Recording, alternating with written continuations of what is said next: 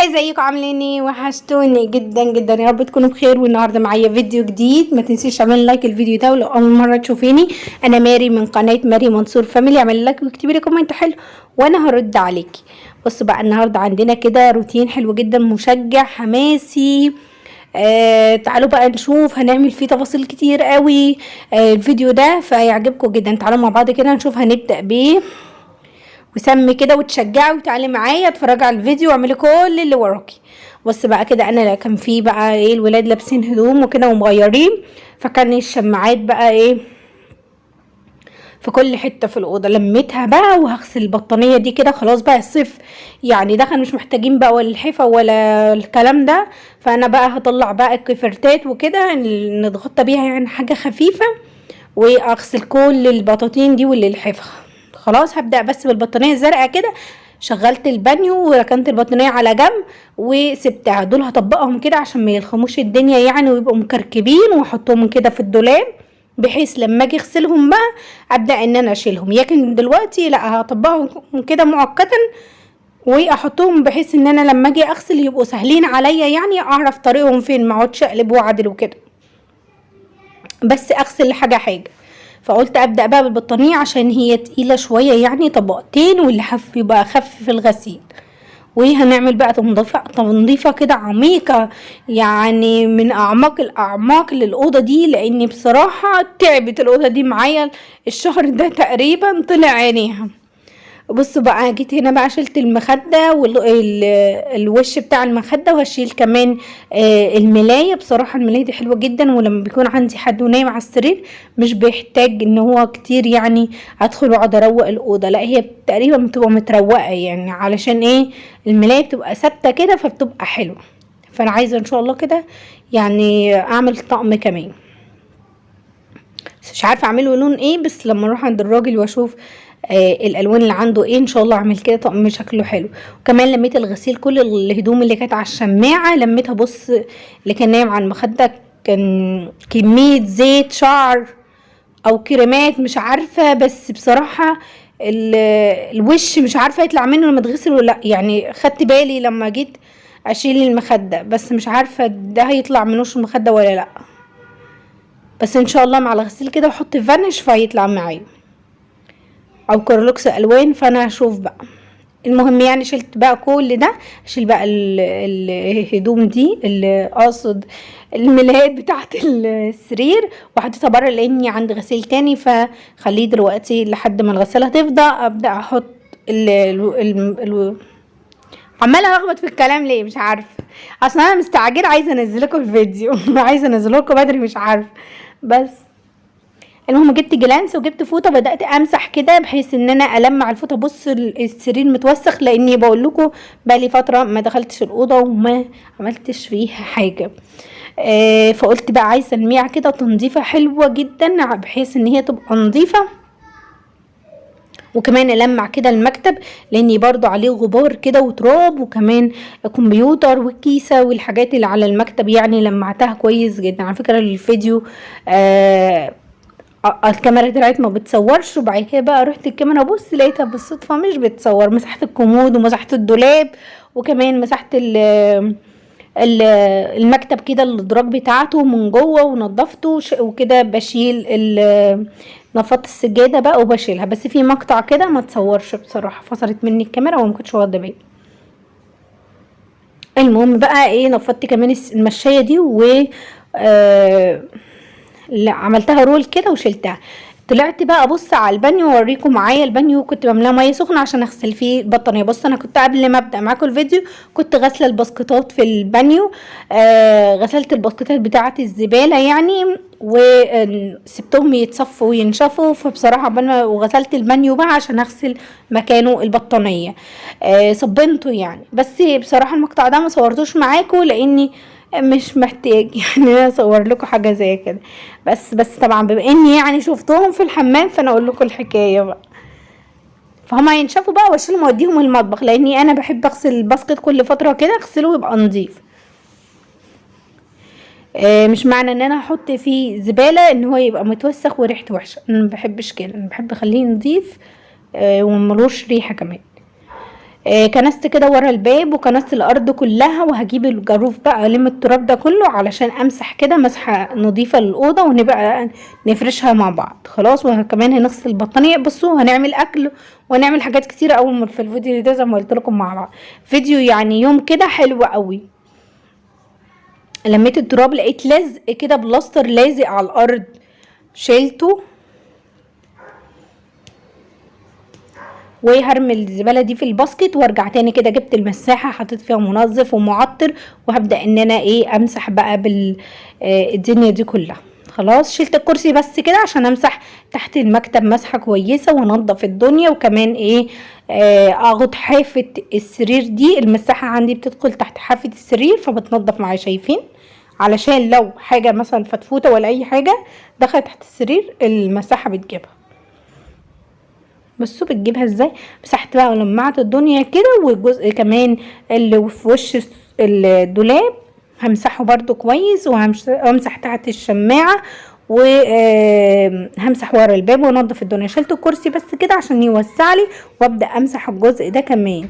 ومتشجعه كده وتحمسي واعملي كل اللي وراكي. صدقيني لو هتعملي حاجه في البيت كل شويه تعملي حاجه هتلاقي الدنيا نطفت معاكي وزي الفل، وفي نفس الوقت مش هتتعبي بعد كده. لما انت تعملي الحاجه باول باول مش هتتعبي بامانه.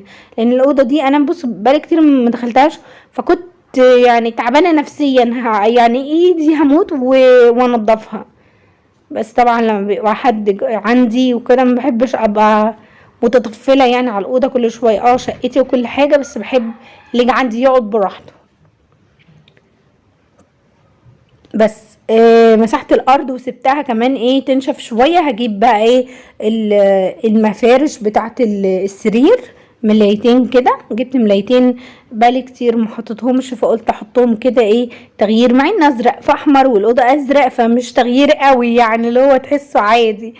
بس ملايه كده من غير استك، وقلت ان انا افرشها. بس بصراحه بتتعبني ان المرتبه ناشفه، وبحط بين السرير ظهر السرير ده اللي عند الراس ده ما بين المرتبه، هي دي اكتر حاجه بتوجع لي ايديا وضوافري، تقعد تتنى كده وصعب قوي. بس فبصراحه في الاخر بقى فكرت وجبت معلقه خشب. فبصراحه حلوه الفكره دي وريحتني، بس انا مش عايزه اجرح في السرير، فمش عارفه بقى يعني المعلقه الخشب هتعمل معايا تجرح لي السرير ولا لا.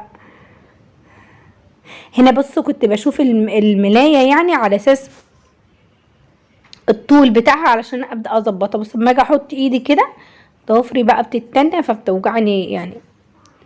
خلي جسمكم اشعر، انا عارفه يعني انا اصلا وجعتني وانا بعمله وبسجل فيديو دلوقتي، وبصوا ما اقولكوش على احساس الكلمه بس وانا بقولها كده.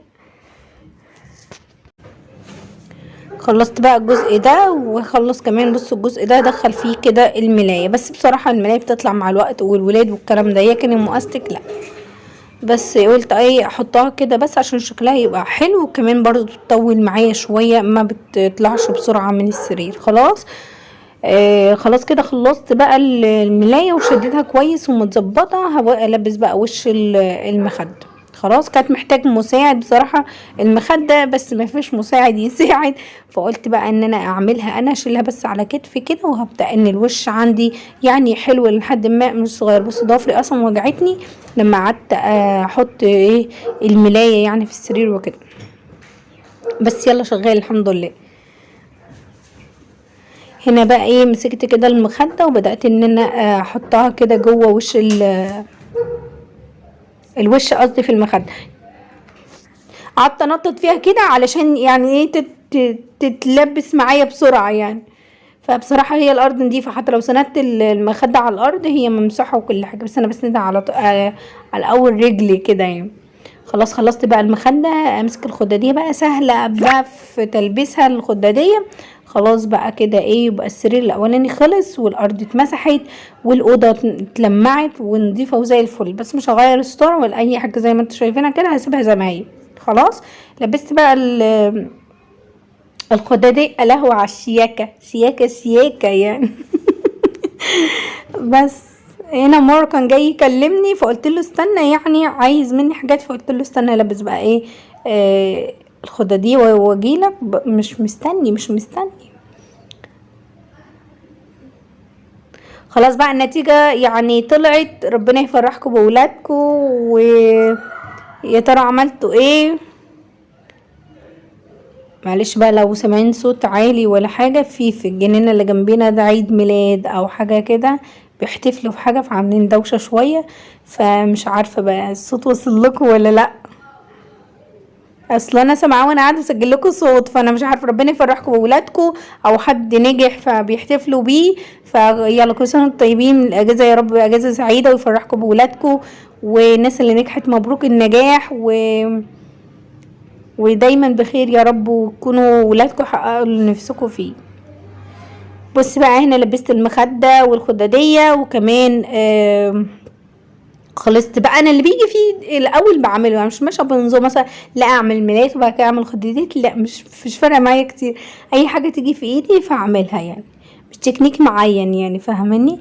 بس هنا بقى جيت اعمل ايه، الملايه كده ظبطها. بص اقوم حطيت ايدي، ضفري وجعتني مش مستحمله ايدي خالص، ضفري يعني بايظه خالص. هنا بقى جيت اعملها كده خلاص بقى مش مستحمله، قلت لا راح اجيب بقى معلقه خشب انا اعمل بيها احسن، غير كده مش هينفع. يعني برضو قعدت احط كده من السرير ما بين الحيطه، ايدي مش وجعاني يعني مش مستحملاه. خلاص بقى هنزل كده على السرير واروح اجيب ايه المعلقه الخشب واشتغل بيها. بصوا ما قدرتش، شايفين ايديا وجعتني قوي خلاص جبت اخري زي ما بيقولوا. بص عدلت لكم الكاميرا كمان على السرير كويس عشان تشوفوا الفكره دي، لاني انا كنت بعملها من زمان قوي في الشقه التانية اللي قبل دي كمان، بس من ساعه ما جيت هنا انا مش عايزه اخربش الاوضه، يعني مش عايزه اخربش اوضه النوم، فاهميني؟ فانا مش عارفه اخربشها ولا لا، فانا هجرب بقى.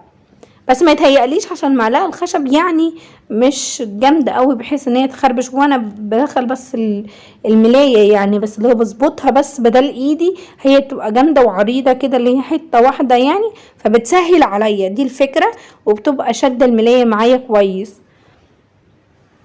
بصراحه خلصتها وما تعبتنيش يعني في الملايه دي، لا ما تعبتش ولا اي حاجه، انا بس يا دوب سانده بايدي وايدي التانية ايه شغاله بدخل الملايه بس زي ما انتوا شايفين كده. بصوا دخلتها بكل سهولة، وكمان شد الملاية معايا كويس، شكلها حلو قوي على السرير، شدها حلو وسهلة وموجعتليش ايديا. خلاص بقى خلصتها كده. بصوا الجزء ده قلت ان انا ايه، لقيت حتة طالعة كده من ملاية تانية عملتها، وخلاص بقى حطيت المخدة والخدادية. يا جماله يا جماله، ايه الحلاوة الشياكة دي يا بنتي يا ماري، والله حلو قوي، الطقم لايق على الأوضة. خلصت بقى كده وظبطت الخداديات، وتعالوا نشوف هنعمل ايه بعد كده. زي ما قلت لكم الفيديو ده فيه تفاصيل كتير، يعني في روتين وفي اكل وهنغسل بطانيه مع بعض، حاجات كتير قوي هنعملها مع بعض. انا حطيت ميه سخنه، يعني شغلت السخان ونزلت ميه سخنه، مش سخنه بتغلي لا، ميه دافيه يعني كده، وسخنه برضو بس مش غليان، يعني سخنه حلوه كده اللي هو ايدي تستحملها يعني. علشان لما اجي اغسل البطانيه تبقى الميه السخنه تنضف لي البطانيه تبقى حلو، وعشان انشرها الصبح يعني اغسلها من ينقعها بقى واغسل فيها واسيبها تتصفى. مش عارفه انا لسه لحد دلوقتي صدقوني ما غسلتهاش، يعني انا حطيتها معاكم وسبتها تتنقع كده مع نفسها، وعملت الغدا واكلنا وشربنا الكلام ده وهي لسه في الميه، يا دوب دعكتها كده برجليا زي ما وايديا والكلام ده، وسبتها شويه. قلت بعد كده وشطفتها وحطيت لها ميه تانية، وقلت اسيبها بقى شويه وبعد كده اجي اغسلها مره تانية واسيبها تتصفى شويه بعد كده انشرها، علشان اغسل حاجه حاجه زي ما انتم شايفين كده، لاني ايه عندي حاجات كتير شت وعايزه تتغسل. خلصت الاوضه وبقت فله كده وريحتها حلوه، وبصوا ما اقولكوش لاني حاطه في الميه معطر في تحفه، اصلا مش محتاجه برفن ولا معطر ولا اي حاجه. قفلت الشباك كده عشان الاوضه تقعد ايه بنظافتها كده وزهوتها بقى وريحتها زي ما هي. خلاص بص بقى من الباب بحط له الرخامه دي عشان بيقفل لوحده. بص ده شكل السرير ده وشكل السرير التاني، انا مش عارفه الكرتون بتاعه اسمه ايه، برق بنزين افتكرته اهو، اللي على الملايه. وكمان لمعت الدولاب بس المقطع ده اتمسح مني، ما تصورش اصلا مش اتمسح مني بصراحه. وبكده الاوضه خلصت. تعالوا نشوف بقى هنعمل ايه تاني في الحمام. بص انا كنت مليت ميه في الحمام، وحطيت حبه اريال بتاع الغساله العادي، وفضلت ارغيهم، وكمان حطيت كورلوكس الوان حبه يعني مش كتير، وبدات ان انا ارغيهم كده بحيث بصوا بقى الحاجه دي نشفت معايا، هطلعها عشان احطها في المطبخ وكده يبقى الباسكت يعني نضيف، والباسكتين كده بتاع المطبخ نضاف، مش نضاف جدا مفهومش اي حاجه. جبت البطانيه بتاعتي احطها بقى في البانيو هنا تتغسل، نزلتها كده في الميه طبعا دافيه حلوه، فلما اتغسلت بقى كده نطفت وبدات تنور، وحطيت لها كمان ميه تاني وغسلتها. بس بصراحه ما طولتش معاكم في الفيديو ده علشان ما بقاش رخمه يعني، واختصر لكم الفيديو، بس لسه ما نشرتهوش يعني. تعالوا بقى كده نروح المطبخ نشوف هنعمل اكل ايه. طبعا حطيت ميه كده تغلي على البوتاجاز وسبتها بقى غلت كتير، نزلت بقى بطماطمايه وبصلايه كده مقطعه صغيره، وكمان حطيت حبهان، واحط كوبيبه صيني وفلفل اسود وورق لوري علشان الميه تغلي كده وتديني الطعم كده، ان انا بحيث تديني بقى عايزه الشوربه كده تطلع معايا، هنعمل لحمه النهارده فعايزه الشوربه تطلع معايا حلوه جدا. خلاص وطبعا غسلت اللحم ونضفتها وقطعتها ونزلت بيها اللحمه دي بلدي، ونزلت بيها كده في الحله تستوي. هسيبها بقى تستوي براحتها، ولو مثلا عملت ريمه معاكي شيليها، ما عملتش ريمه خلاص انتي تمام. وكل شويه بتقلبيها يعني شويه استوت ولا لا، وبعد ما تستوي ان شاء الله هقول لكم احنا هنعمل ايه. هنعمل ايه بقى؟ هنعمل ملوخيه خضراء، ونعمل كمان رز بشعريه، يعني طبيخ سهل كده علشان يعني انجز الوقت. خلاص سرقني بقى، قعدت انضف واروق واعمل، فالوقت جري مني. وفي حاجات كمان تاني في البيت عملتها بس مصورتهاش معاكم، بس مش محتاجه بقى، فقلت اصور لكم بقى المفيد والمهم. خلاص هنا بقى جبت كده حبه زيت، حطيت زيت في الحله، وهحط كمان شعريه علشان اعمل رز بالشعريه. سبت هناك الحله كانت ناقص لها حبه كده سيكه يعني ان هي تستوي، فوطيت عليها النار وسبتها تستوي براحتها. جبت الشعريه هنا بصراحه يعني حطيت حبه كتار لاني هعمل شعريه بالرز رز بشعريه، بس انا بحب الشعريه اكتر شويه، بس كل شويه بقلب فيه بحيث ان الشعريه تتحمر معايا. جبت حله كمان واحط فيها حبه شوربه علشان اعمل زي قلت لكم اللحمه خلاص استوت، بس كايه واحده بس كده واطفي عليها النار. هاخد بقى شوربه في الحله التانية علشان هعمل فيها ملوخيه خضراء. خلاص انا عندي ملوخيه خضراء بطلعها واحطها في الشوربه وهي سخنه واسيبها تفك، وبعد كده اعمل الطشه بتاعتها. خلاص حطيت ملح بقى في الشوربه علشان اللحمه لما قبل ما تستوي يعني ما ينفعش احط ملح غير لما تستوي. خلاص عرفت ان هي استوت، نزلت بالملح كده بحيث ان انا اطعم الشوربه واخلي يعني طعمها حلو فيها ملح، واللحمه كمان. وبرضو عيني على الشعريه كده علشان تفضل يعني اخلي بالي منها علشان اللون ما يتحرقش منه كده، متحمرش مني جامد او تحرق من الشعريه، فبرضو تخلي بالك حاجه زي كده يعني. هنا جبت كيس الملوخيه كده زي ما هو مجمد وحطيته معايا في الشوربه بحيث ان هو يفك معايا عقبال ما خلص معايا الشعريه دي تتحمر، يكون انا الملوخيه فكت مني واعمل الطشه على طول. دنجل عمال يهوهو عايز ينزل،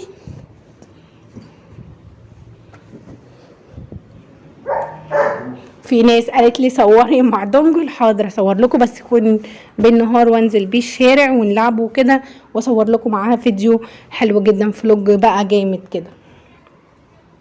بص الشعريه خلاص اتحمرت مني كده، هنزل بيه بالرز بقى على الشعريه. اللون ده انت بتتحكمي فيه، في ناس بتحب الرز الشعريه غامقه، في ناس بتحبها فاتحه، اللون ده انت بتتحكمي فيه زي ما انت عايزه، بس هو يعني الاحسن ان انت تعملي اللون بتاع الشعريه وسط كده. حطيت عليه الرز، بس طبعا الرز حبيت ان انا اكتر الشعريه، لو تاخدوا بالكم تحس ان هي شعريه بس يعني مش رز بشعريه. نزلت كده بشوربه من اللحمه، وكمان الكتل غاليه فيه ميه، يعني نزلت كده بحبه شوربه وكمان حبه ميه من الكتل، ميه سخنه. وهظبط الملح بتاعي، وهزود بقى الفلفل الاسود علشان يعني كده كده اللحمه كان فيها فلفل اسود وكده، بس انا عايزه ازوده بقى عشان زودت ميه، يعني ازوده في الشوربه. وكمان اظبط الملح بتاعي عشان الرز يطلع معايا متحيق وطعمه حلو. دقت الملح بتاعه بقى وظبطته، هديله تقليبه كده. وطبعا الشوربه معايا كانت مغليه والميه مغليه اللي انا زودت بيها. هحط الرز كده على النار الهاديه، يعني على عين هاديه او وطي العين عليها، بس انا عندي عين هاديه شويه، فانا نقلت كده وخلاص بقى ايه، وسبت الرز يستوي براحته خالص. جبت بقى ايه، جبت حبه زيت. هتعملي طشه بزيت جربيها والله العظيم ما هتندمي، طعمها تحفه بالزيت وفي نفس الوقت خفيفه وحلوه قوي. حطيت توم ومعلقه كزبره حلوه كده. وهسوي بقى الطشه بتاعتي كده، والملوخيه خلاص بصوا فكت معايا بكل سهوله. عايزاها تفك معاكي طلعيها وتعمليها خضره كمان وحلوه قوي لونها. طلعيها من الفريزر على الميه، على الشوربه اللي بتغلي. بصوا هنا قعدت اطلع بقى في تومه كده كبيره، يعني شلتها بقى ونزلت بيه بالطشه دي على الملوخيه. شايفين الطشه عامله ازاي؟ نزلت بيها على الملوخيه، وكمان قلبت كده في الطاسه وهنزل بيها تاني في الحله. شايفين الفوران عملت ايه كده؟ عملته ولا لسه ما عملتوش كده ليه؟ انا عملت بقى النهارده. بكره بقى اعملي الاكله دي واعملي شهقي بقى للملوخيه. بص ده شكل الملوخيه بتاعتي خضرا، شايفه ولا سقطت معايا ولا اي حاجه. اسكت يا دنجل خلاص بقى. عمالي اهو. بص اللحمه معايا استوت وبقت ايه 10/10. غرفت كده الرز وغرفت اللحمه بالشوربه، و يعني غرفت على قد الاعداد بتاعتنا. وكمان جبت زيتون وسخنت العيش. وتعالوا كلوا معانا بالهنا والشفا ليكوا، وتنوروني طبعا تيجوا ونعمل لكم احلى حاجه.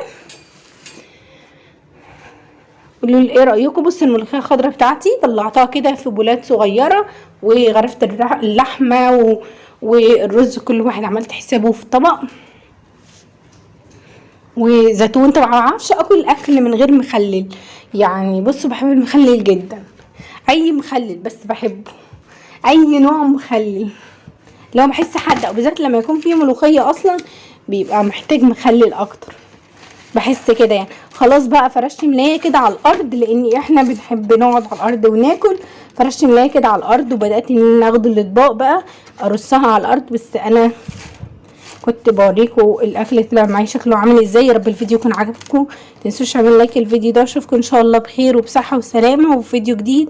اقول لكم باي باي باي.